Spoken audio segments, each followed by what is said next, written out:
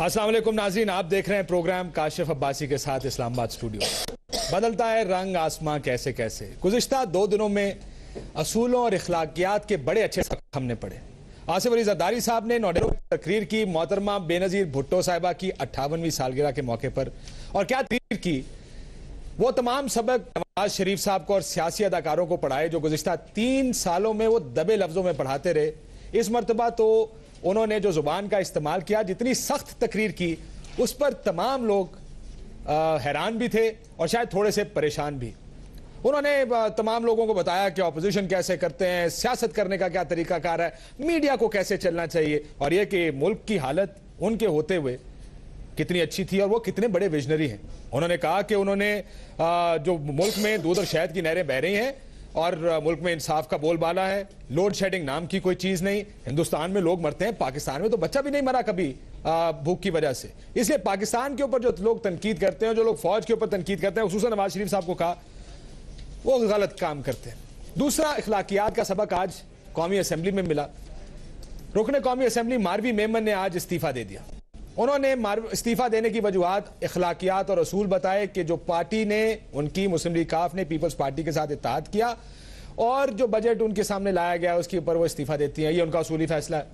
इस पर फैसल साले हयात साहब जो पार्लिमानी लीडर हैं पाकिस्तान मुस्लिम लीग कायदे आज़म के, उन्होंने सबसे पहले रद्द अमल दिया और ये कहा कि अगर मारवी मेमन, आप भी ठीक, मारवी मेमन साहिबा को अगर इखलाकियात और असूलों की बात करनी थी तो उस वक्त करती जिस वक्त वो सिंध की मेंबर होते हुए पंजाब से मेंबर कौमी असेंबली इलेक्ट हुई।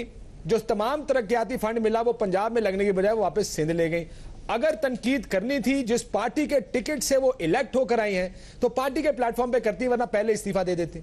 इखलाकियात का दर्ज तो बड़ा अच्छा है, लेकिन शायद ये भूल गए कि 2002 के इलेक्शंस में जब ये पाकिस्तान पीपल्स पार्टी के टिकट पर जीत कर आए थे तो उस वक्त इन्होंने भी कुछ दूसरे लोगों के साथ परवेज मुशर्रफ साहब की छतरी के नीचे मीर जफरुल्लाह खान जमाली साहब को इलेक्ट कराया था। 1 वोट से इलेक्ट हुए थे, शायद वो वोट फैसल साले हयात साहब का अपना था।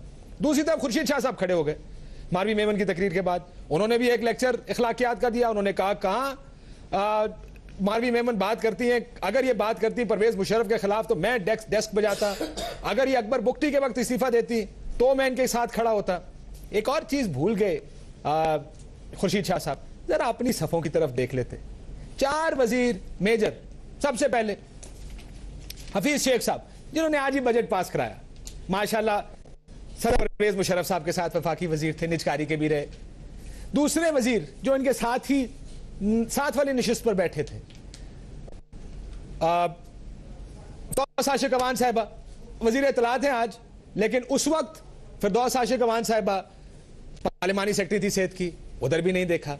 जरा और देखती साथ हिना रब्बानी खार साहिबा जो इस वक्त वजीर खारजा, वजीर मुमलिकत बराए खारजा हैं, ये भी परवेज मुशर्रफ साहब की काबीना का हिस्सा थी। जरा थोड़ा सा और उधर नजर डालते तो मंजूर भट्टू साहब बैठे थे। ये आज कश्मीर के वजीर हैं, ये भी परवेज मुशर्रफ साहब की काबीना का हिस्सा है। सवाल सिर्फ खुर्शीद शाह साहब से इतना है कि क्या इन तमाम लोगों को वजीर बनाने से पहले इनसे कहा गया था कि परवेज मुशर्रफ के खिलाफ तकरीर करें या कंडेम करें जो अकबर बुख्ती साहब को कत्ल किया गया परवेज मुशर्रफ के दौर में? ऐसा नहीं हुआ। ये लेक्चर भी सिर्फ मारवी मेमन के लिए था। उसके बाद ख्वाजा साद रफीक साहब खड़े हो गए, बड़ी तारीफ की उन्होंने मारवी मेमन की कि बड़ा असूल का काम किया। एक चीज भूल गए, 2 सीटें पीछे जाहिद हामिद साहब बैठे, पर नवाज शरीफ साहब जब तकरीर करते हैं परवेज मुशर्रफ के गले आ जाते, कहते कि जी 2 मार्शल लॉ लगाए। लॉ मिनिस्टर थे जिस वक्त, दूसरी इमरजेंसी मार्शल लॉ इमरजेंसी लगी। अगर असूल की बात करनी है, मारवी मेमन ने बड़ा अच्छा असूल किया। तो यूनिफिकेशन ब्लॉक जो था उसको कहते हैं कि इस्तीफा देकर मुस्लिम लीग नून के टिकट पर इलेक्ट होके आए, लेकिन नहीं, यूनिफिकेशन ब्लॉक भी असूल के मुताबिक है। सो ये जो असूल के दर्स आज असेंबली में सुने मुख्तलिफ मौके पर, बड़ा अच्छा लगा कि पाकिस्तानी सियासत में बड़ी असूल की बात की जा रही है। वापस आते हैं जरा आसिफ जरदारी साहब की तकरीर की तरफ। क्या धांसू किस्म की तकरीर का डाली जरदारी साहब ने, कल 1 घंटा 10-15 मिनट तो उन्होंने तकरीर की, ऐसी की तैसी फेर के रख दी सबकी। जरा थोड़ी सी जुबान देखते हैं कि नवाज शरीफ साहब के लिए क्या कलमात अदा किया आसिफ जरदारी साहब ने अपनी इस तकरीर में। आज शरीफ समझिए, ये मौलवी को क्यों तकलीफ हो रही है आज? मुझे तो याद है वो जरा ये मौलवी जियाउल हक की सियासत चाहते, इसलिए मैं कहता हूं कि मैं अपने दुश्मनों को जानता हूं। ओ जी इंज ही हो जाता है, कोई गाली कोई नहीं, इंज नहीं होता। आप तो जेल नहीं काट सकते। आपका तो सियासी गुरु कहता है कि आपको मच्छर काटते थे।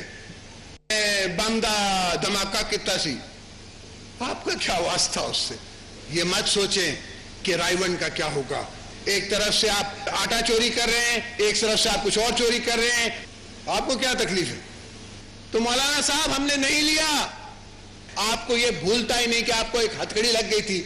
मियां मेरी गर्दन आपने काटी, मेरी जुबान आपने काटी, आपने मेरे को जेलों में रखा। सीओडी सीओडी, आप तो फिर फुर करके उड़ जाएंगे और हमें शहीद होने के लिए छोड़ जाएंगे। आप तो बेनजीर भुट्टो की कब्र का ट्रायल करवा रहे हैं। आपके में और मुल्ला उमर की सोच में फर्क क्या है। उन दोस्तों को सोच तो सिर्फ लोहार की है, वो तो सोच समझ सकते नहीं।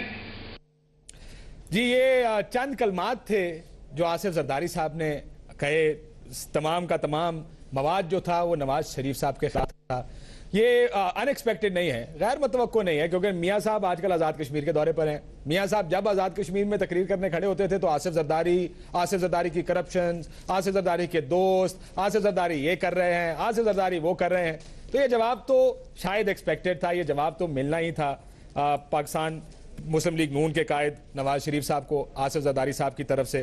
खाली इसलिए सुनाया कि किस किस्म की जुबान इस्तेमाल की गई सदर पाकिस्तान आसिफ अली जरदारी साहब की जाने से। याद रहे कि हाईकोर्ट ने कहा हुआ है कि सदर या तो सदर रहेंगे या सियासत करेंगे, दोनों चीजें इकट्ठी नहीं कर सकते। बहरहाल मैं मेहमानों का तारुफ करा दूं, मवाद बड़ा है हमारे पास इस तकरीर से। उस मवाद के अंदर थोड़ी थोड़ी गुफ्तगू करेंगे कि क्या आसिफ जरदारी साहब मैसेज देना चाह रहे थे नवाज शरीफ साहब को और शायद फौज को।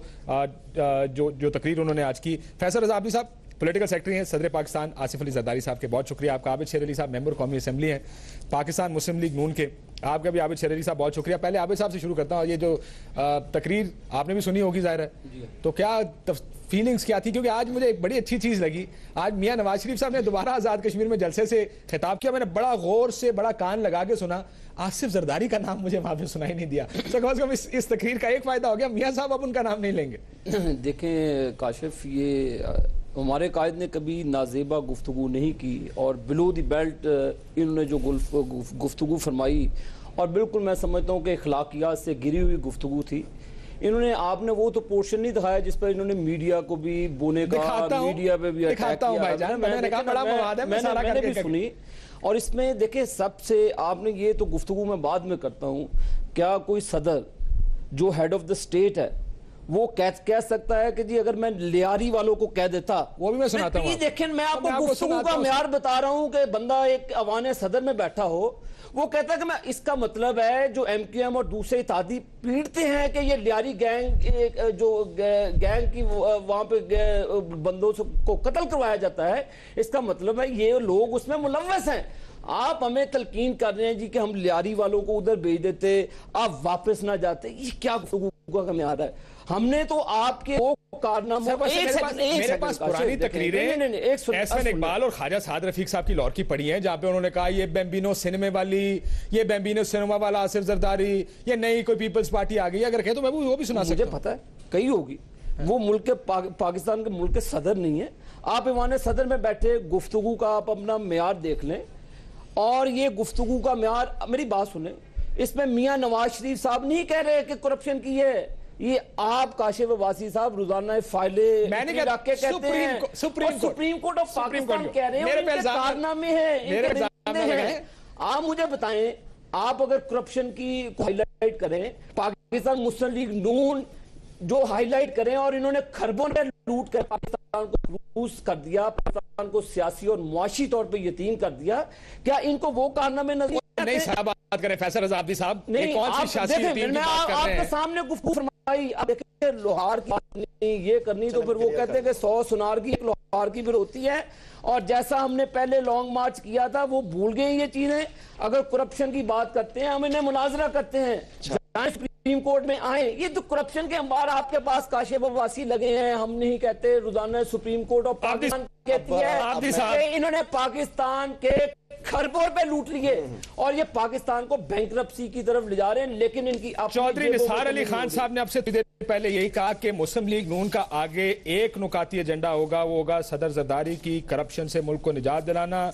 मुबारक हो मुल्क को, फौज को जो नया मिला है, उनको तर्जुमान और सदर आसिफ अली जरदारी साहब की शक्ल में। सो ये पाकिस्तान मुस्लिम लीग नून तो बड़ी वाज़ेह है सदर साहब के इस बयान के आ जाता है। पहले तो जवाब है चौधरी निसार उर्फ मीर जाफर ऑफ प्लान को कि नहीं बिल्कुल है, मैं भी वो समझ रहा हूं। सुनो ना, अगर आप मीर जाफर की तरफ आएंगे, आप अपनी गुफ्तगू का मियाद बेहतर करें। एक मिनट सुन लो, बीच में नहीं बोल रहा, मैं काशिफ से बात कर रहा हूं। अच्छे माहौल में हो रहा है ना, नहीं मैं बोल रहा हूं, मैं नहीं कह रहा, ये कलसूम नवाज साहिबा कह रही हैं पढ़ें। अगर आप गुफ्तगू का मियार मीर जाफर, आप कलसूम नवाज साहिबा क्या कह रही हैं? पूरी किताब प्रोग्राम में तो नहीं पढ़ सकते। देखिए फिर मेरे पास भी हजूम लगा हुआ है, बीच में बोला मैं उनसे बात, लेकिन आप अपनी गुफ्तगू मैं कह रहा हूं तुम इसको तवज्जो दे दो ना, आप ये पढ़ें, मेरी बात सुनो। दूसरा, शर्म आनी चाहिए ऐसे लोगों को जो एनआर और स्विस केस की बात करे। मेरी समझ में नहीं आया ये लोग, ये हैं किस टाइप के? ये आप सुने गौर से, सैफुर रहमान का एहतसाब मियां साहब से सवाल है, बकलम खुद सोहेल वड़ाइच और जुबान है मियां साहब की। आपके दूसरे दौर में कई पेचीदा सियासी मसाइल हुआ, आपने एहतसाब का ऐसा तरीकेकार अपनाया कि अपनी कायद हिज़्ब इख्तिलाफ बेनज़ीर भुट्टो का पत्ता ही साफ कर दिया कि ये जमहूरी रवैया था।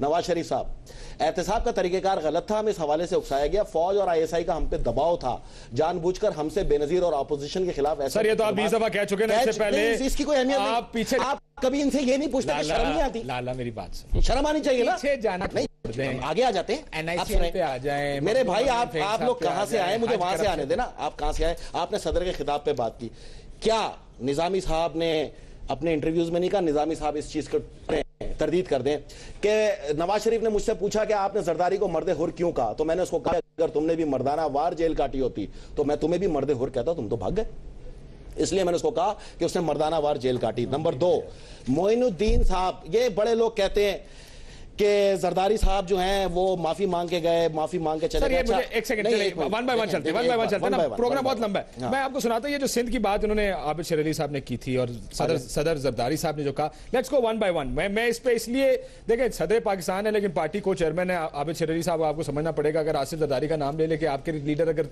जलसों में गालियां देंगे, रिकॉर्ड निकलवाना किस चीज? कोई मियां मोहम्मद नवाज शरीफ साहब ने इस जमहूरियत के लिए, मैं बता दें आपने कोई इस बिलो दी बेल्ट गुफ्तगू का आप बात कहो, ये आप कहते हैं लियारी वालों को भेज देते हैं यार, आप मुझे बताएं बिलो द बेल्ट गुफ्तगू कहां है? ये आप सदर हैं, लेट पीपल डिसाइड कि ये गुफ्तगू बिलो द बेल्ट है या नहीं है, जो उन्होंने लिया। आप लियारी वाली बात सुनाएं जरा लोगों।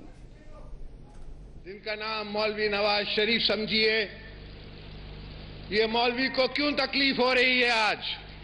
असी तो इस पाकिस्तान नू ते फौज नू लड़न नहीं देवांगे। ये मौलवी हक की सियासत चाहते हैं। आपके में और मुल्ला उमर की सोच में फर्क क्या है? उमर की सोच के ऊपर चले गए थोड़ा सा, जहां पे ये PMLN को उसके साथ मिला रहे हैं, जहां पर मुल्ला उमर साहब के साथ, या कि ये जहादी ग्रुप में सारे। एक मिनट, आपने मुझसे कहा कि ये किताब पढ़ नहीं सकी, उन्होंने इंटरव्यू दे